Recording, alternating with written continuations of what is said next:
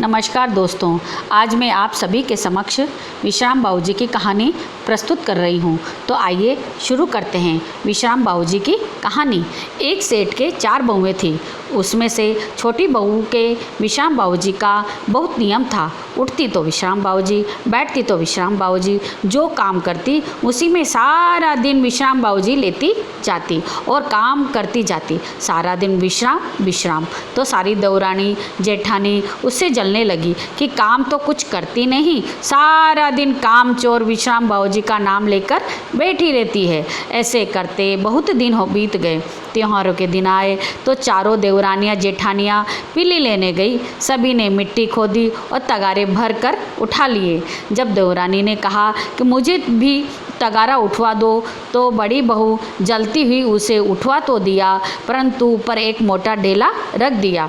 चारों घर के लिए चलने लगी। थोड़ी दूर जाने पर छोटी बहू ने कहा, आओ हम चारों विश्राम लेते हैं। तो सभी कहने लगी कि विश्राम बाबूजी की बहन, तू विश्राम करना, घर में बहुत सारा काम है, हम सभी तो जा रही हैं। वह तो वहीं टोकरा नीचे रखकर बैठ गई और विश्राम करने लगी। जब वह उठी तो टोकरा उससे नहीं उठा और वह अकेले ही जंगल में घबराने लगी और रोने लगी और विश्राम बाबूजी से प्रार्थना की कि हे विश्राम बाबूजी, यदि मैंने सच्चे मन से आपकी पूजा की हो तो मेरी रक्षा करना। इतने में विश्राम बाबूजी 21 वर्ष के हट्टे कट्टे जवान पुरुष बनकर आए।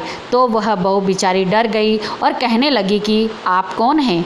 तब वह बोली कि मैं तो विश्राम बाबूजी हूँ। तब वह बोली कि मेरे बाबूजी तो ऐसे नहीं हैं, कोई देख लेगा तो सोचेगा कि पराये पुरुष से मुँह लग रही है। तब विश्राम बाबूजी ने उससे पूछते हैं कि तुम्हारे विश्राम बाबूजी कैसे हैं?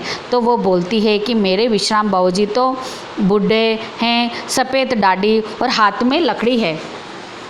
तब जैसे ही बहू की आंख पलक झपकती है तो विश्राम बाबूजी बूढ़े का रूप धर लेते हैं और उसको टोकरा उठवा देते हैं और कहते हैं कि जंगल में जो पत्तियां और बेल है अपने शरीर पर लपेट लो। तब वो ऐसा ही करती है। उधर दूसरी बहुएं सासू जी के कान भरती है कि हम तो इतना काम करते हैं और वो महारानी उठते बैठते सारा दिन विश्राम बाबूजी करती रहती है। तब सासू जी कहते हैं, आने दो, आज मैं उसकी अच्छी खबर लेती हूँ। सासू जी दरवाजे पर खड़ी हो गई और आज उसकी अच्छी खबर लेती हूँ। जब सामने बहू आई तो सासू जी तो चक्कर खाकर गिर पड़ी। बहू तो शरीर पर गहनों से लदी हुई है। वह चुपचाप टोकरा ले जाकर एक कोने में खाली कर देती है। दूसरे दिन क्या देखती है कि कोना तो हीरो मोती से भरा पड़ा है और जो मोटा डेला था वो बालक बन गया। सासू जी उससे पूछते हैं कि यह सब क्या है?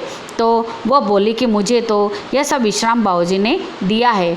तब दूसरी बहू भी सासू जी से कहती है कि हम भी नियम लेंगे। सासू जी कहते हैं कि जाने को नहीं अनजाने को देते हैं। नियम ले तो लिया, पर याद रहता तो पाल लेती। वापस तो वही त्योहार के दिन आते हैं और वो भी पीली टोकरी भर कर आती है और ऊपर मोटे मोटे ढेले रखवा लेती है। रास्ते में आकर जल्दी जल्दी विश्राम किया ना किया, पर ज़ोर ज़ोर से बोलती है, चिल्लाती है, चिल्लाने लगती है कि यहाँ कोई जंगल में हमारी रक्षा करें। जब विश्राम बाबूजी वहाँ पर आते हैं और वह उनको भी टोकरा उठवा लेते हैं, उन्हें भी कहते हैं कि तुम अपने शरीर पर पत्ते और बेलें जितनी पहन सको पहन लो। तब वह तो लद जाती है। इधर सासू जी उनको देख के मूर्छित हो जाते हैं कि बहू यह शरीर पर लपेटे आई हो जैसे सांप बिच्छू लग रहे हैं और जो टोकरे कोने में लाकर डाले